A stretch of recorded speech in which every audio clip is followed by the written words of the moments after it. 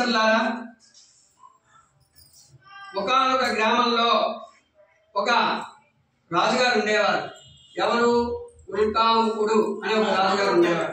అతడు ఒకనాడు భద్రశీలా నది ఒడ్డున భార్యా సమేతంగా సత్యనారాయణమూర్తి వారికి వ్రతం చేస్తూ రాజులను గర్వం చేత ఆ రాజుగారికి చిన్న గర్వం ఉంటుందన్నమాట. కానీ అటువంటి గర్వం కూడా పక్కన పెట్టి చక్క భక్తి శ్రద్ధలతో ఆ నదీ తీరమందు భార్య సమేతంగా కూడా ఆ వ్రతం చేసుకుంటుంది. అటువంటి సందర్భంలో ఒక సాధువైన షౌకర్ విశేషమైనటువంటి ధనరాశులతో పడవ నింపుకొని వ్యాపార నిమిత్తం వెళ్తూ పడవ ఒడ్డుకు పెట్టి, అయ్యా రాజుగారు, మీరు చేసినటువంటి వ్రతం ఏమిటివయ్యా, ఆ పూజ ఏమిటివయ్యా అని అడిగాడు. పోయి అపుత్రస్య గతి నాస్తి అన్నారు మన పెద్దలు. అంటే పుత్రులు లేని వారు గతులు లేవు. అందువల్ల నేను సత్యనారాయణమూర్తి వారికి వ్రతం చేస్తున్నాను అయ్యా, సంతానం కలగడానికి అని చెప్పాడు. ఆహా అనుకుని ప్రసాదం గ్రహించి షౌకర్, ఇలాగే నాకు కూడా సంతానం అనేది ఎప్పుడు కూడా వ్యాపారాన్ని దేశాటన బట్టి తిరుగుతున్నాను తప్ప సంతాన భాగ్యం కోసం ఆలోచించలేదు. నేను కూడా ఈ యొక్క వ్రతం చేసి సంతానం పొందదలుచుకుని అనుకున్నాడు.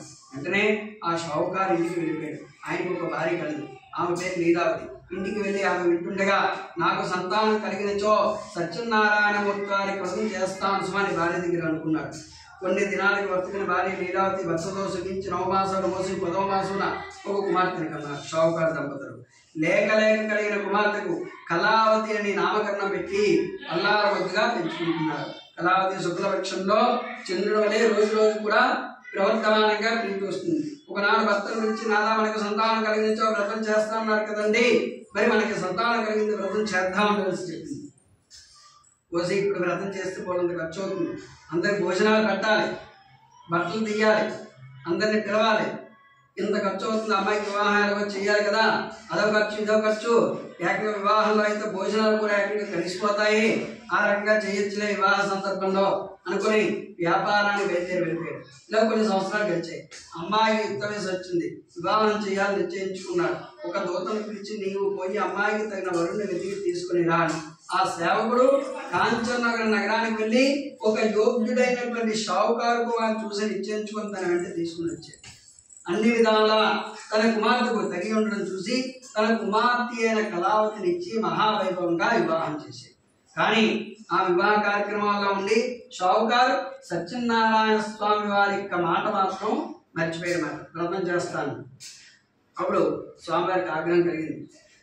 అయితే చూసేది అప్పుడు మామగారు ఏమన్నారంటే, అల్లుడా, నేను ఒకరిని వ్యాపారం చేసుకుంటున్నాను, నువ్వు కూడా తోడయ్యా ఉంటే ఎక్కువ ధనం సంపాదించవచ్చు అని ధనం మీద ఉన్నటువంటి వ్యామోహం చేత షావుకారు అల్లుడిని కూడా వెంటబెట్టుకుని రత్నసానపురాన్ని బయలుదేరి వెళ్ళారు. ఆ రత్నసానపురాన్ని ఈ చంద్రకేతు మహారాజు గారే పరిపాలన చేస్తున్నారు. అయితే ఎప్పుడైతే వ్రతం చేస్తానని మాట తప్పి షావుకారు బయలుదేరి వెళ్ళిపోయాడో స్వామివారికి ఆగ్రహం కలిగి వీరికి దారుణమైన కఠినమైన దుఃఖం కలుగుగాక అని సాధించారు. వెంటనే రాజుగారి ధనాగారంలో 2 వాయి దొంగలు రాజుగారి ధనాగారాన్ని దొంగలించి భటులకి ఎవరికి కూడా కంటపడకుండా బయటకు వచ్చేస్తున్నారు. అయినా సరే భట్లు వెంబడిస్తున్నారు, ఎవరికి దొరకటం లేదు. ఈ అల్లుడు మామ కూడా ఆ వీధుల్లోనే తిరుగుతున్నారు. అటువంటి సందర్భంలో వీరి వద్ద వచ్చేసే ధనసంచులు అక్కడ వదిలేసి ఆ దొంగలు అదృష్టలేదు. వారు నిజమైన దొంగలు కాదు. అయితే ఈ ధనసంచులు వీరి వద్ద ఉండడం చూసి రాజభట్లు వచ్చారు. ఇక వీరే దొంగలను నిశ్చయించుకుని రాజుగారి దగ్గరికి తీసుకుని వెళ్ళిపోయారు. అయ్యా రాజుగారు, ధనముతో సైతంగా దొంగలను వెతికి పట్టుకుని వచ్చాము, ఇదిగోని విచారణ చేయండి, శిక్ష విధించండి అనేసి రాజుగారికి అప్పగించారు. వీళ్ళు ఎవరు? షావుకారు. మీరేం చేస్తున్నారు? మేము వ్యాపార నిమిత్తం పడవ ఒడ్డుకు పెట్టి కాలకృత్యాలు తీర్చుకుంటున్నామండి, ఇంతకు ఈ రకంగా జరిగింది అని అన్నా సరే రాజుగారు నమ్మలేదు. ఆహా, వీరు పడవలో ధనం ఉన్నట్టు ఉంది, మన అధీనంలో చేర్చుకొని భటులుగా ఆజ్ఞాపించారు. చెరసాల బంధించండి షావుకారులు ఇద్దరిని అనేసి చెరసాల బందీ చేశారు. వీళ్ళ పరిస్థితి ఇక్కడ ఎలా ఉంటే, ఇంట్లో తల్లి కుమార్తెల పరిస్థితి తినడానికి తిండి లేక ఇంటింటికి తిరిగి భిక్ష వెతుకుంటున్నారు తల్లి కుమార్తెలు ఇద్దరు కూడా.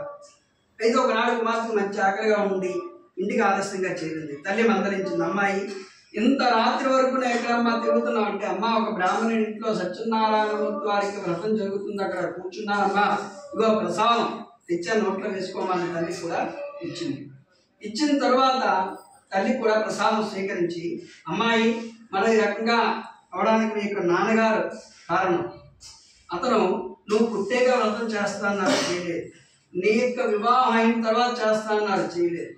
దాని ఫలితం మనం అనుభవిస్తున్నాం అనుకుని వెంటనే సత్యనారాయణమూర్తి ప్రభు నా భర్త నా అల్లుడు ఎక్కడున్నా నా ఇంటికి వచ్చినట్లుగా అనుగ్రహించండి, రేపే మీకు వ్రతాన్ని చేస్తాను సుమా అని వెళ్ళి దయాతో హృదయం ఆ స్వామివారి యొక్క హృదయం చలించిపోయిందన్నమాట. వెంటనే ఆ రోజు రాత్రి రాజుగారికి సాక్షాత్కరించి, ఓ రాజా, నీకు కారాగృహంలో 2 షావుకాల బందీలుగా చేశావు, వారిని ప్రాతకాలం ముందే విడిచిపెట్టు, లేకపోతే నిన్ను నీ రాజ్యంతో సర్వనాశనం చేస్తాను సుమా అని చెప్పి అదృష్టి. వెంటనే రాజుగారు లేచి సభ ఏర్పాటు చేసి రాత్రి ఈ రకంగా కల వచ్చిందని సభలో వారందరూ చెప్పి వారిని బంధువిముక్తులు చేయండి అని భటులుగా ఆజ్ఞాపించారు. చరసానుడు కూడా వినిపించుకుని వస్తుంటే రాజుగారు ఇంటిని ఎక్కి శిక్షణ ఇస్తారు, భయంతో వణికిపోతున్నారు అల్లుడు మామ ఇద్దరు కూడా. ఓ షావుకారులారా, ఏదో దైవ ప్రాతికూల్యం వల్ల, అంటే దైవానికి అపరాధం చేసినందువల్ల మీకు ఇంటి స్థితి కలిగింది, మీరు నిరపరాధులు, మిమ్మల్ని విడిచిపెట్టుచున్నామని చెప్పి వారికి క్షురాది కర్మాధికాలు చేయించి కట్టుకోవడానికి నూతన వస్త్రాలు ఇచ్చి ఎంతైతే ధనం తీసుకున్నాడో రాజుగారు దాన్ని రెట్టింపు ధనం ఇచ్చి ఇక మీ రాజ్యానికి మీరు వెళ్ళకుండానే సాగనంపారన్నమాట.